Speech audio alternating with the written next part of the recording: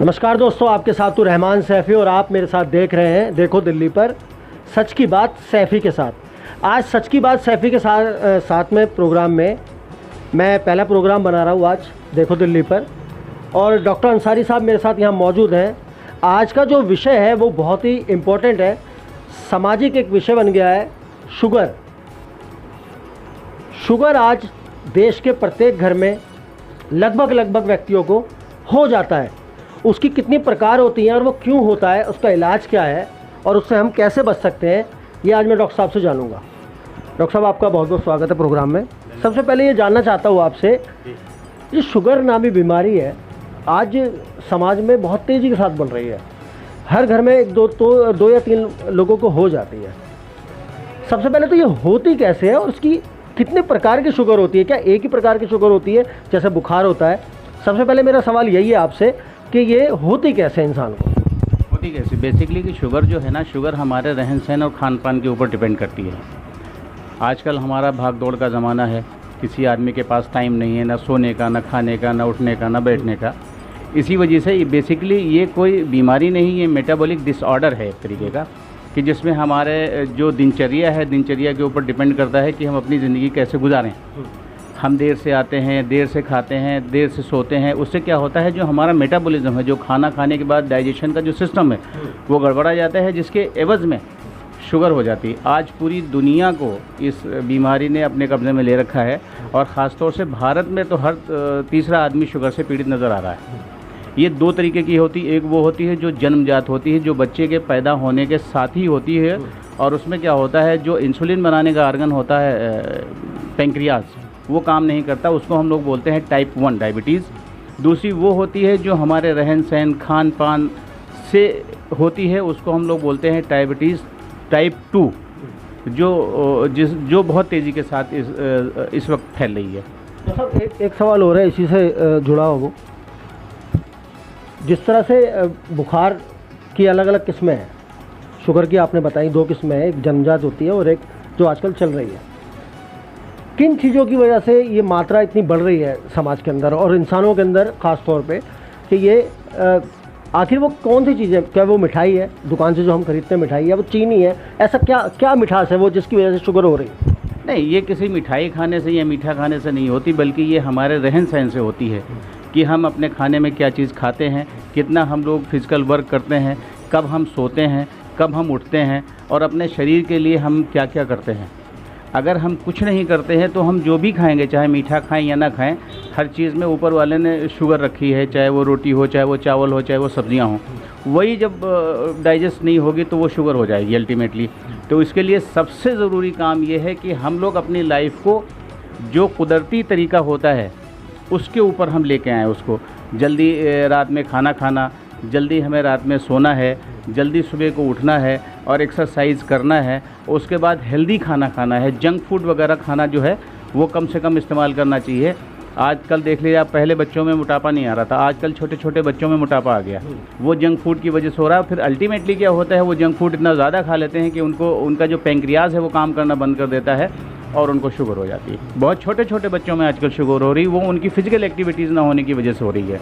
तो सर एक चीज़ और है, इससे बचा कैसे जाए? अब सबसे बड़ा विषय ये है कि इससे बचा कैसे जाए।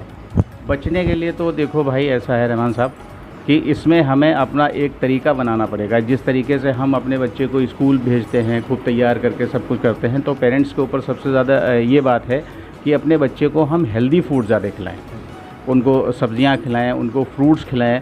भगवान ने सीज़न बनाया, सीज़न के हिसाब से बीमारियां बनाई, सीज़न के हिसाब से सब्जियां बनाई, सीज़न के हिसाब से फल फ्रूट्स बनाए।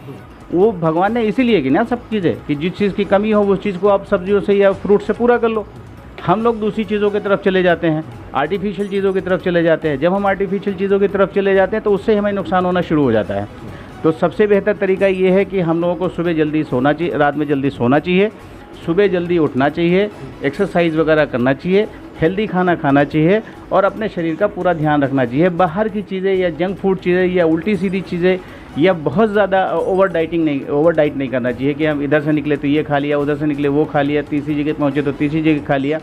और इसमें सबसे बड़ा रोल जो यंगस्टर्स को निभा रहा है वो है कोक या कोल्ड ड्रिंक्स ये जितनी प्रकार की कोल्ड ड्रिंक्स होते हैं इनमें मीठा बहुत ज़्यादा होता है, एसेंसेस होते हैं, इसमें केमिकल्स होते हैं जो जाके हमारे शरीर को नुकसान करते हैं और पेंक्रियाज के फंक्शन को डिस्टर्ब करते हैं और अल्टीमेटली हम शुगर की चपेट में आ जाते हैं। आजकल जो हमारा नौजवान तबका है वो शुगर में इसीलिए आ रहा है कि वो खाने के साथ कोक ज़्यादा पीता है, पानी नहीं पीता है। तो जब पानी की मात्रा कम हो जाती है, कोक की मात्रा ज़्यादा हो जाती है, तो क्या होता है वो हमारे पेंक्रियाज के फंक्शन को डिस्टर्ब कर देती है और अल्टीमेटली हमें शुगर हो जाती है और फिर हम डॉक्टरों के चक्कर काटने शुरू कर देते हैं। तो सबसे बेहतर तरीका ये है कि हम डॉक्टरों के चक्कर में अगर ना पड़ें तो बेहतर ये है कि हम अपनी दिनचर्या को सुधारें, अपने खान पान को सुधारें और फिज़िकल एक्सरसाइज करें और अपना पूरा ध्यान रखें।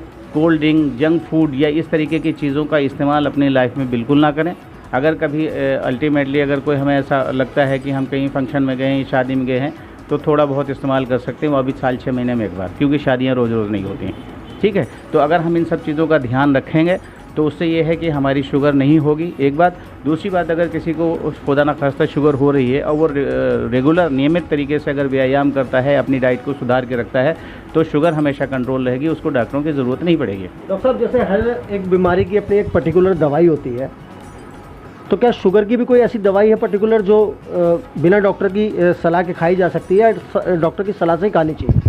हमेशा जब भी कोई मेडिकेशन लें तो सलाह लें डॉक्टर की, और कोशिश ये करें कि जो उसका एक्सपर्ट हो उससे सलाह लें, क्योंकि वो आपके बारे में पूरी जानकारी रखेगा और पूरी जांच परख के साथ आपको दवाई देगा कि कौन सी दवाई आपको देनी चाहिए, कौन सी दवाई आपको नहीं देनी चाहिए।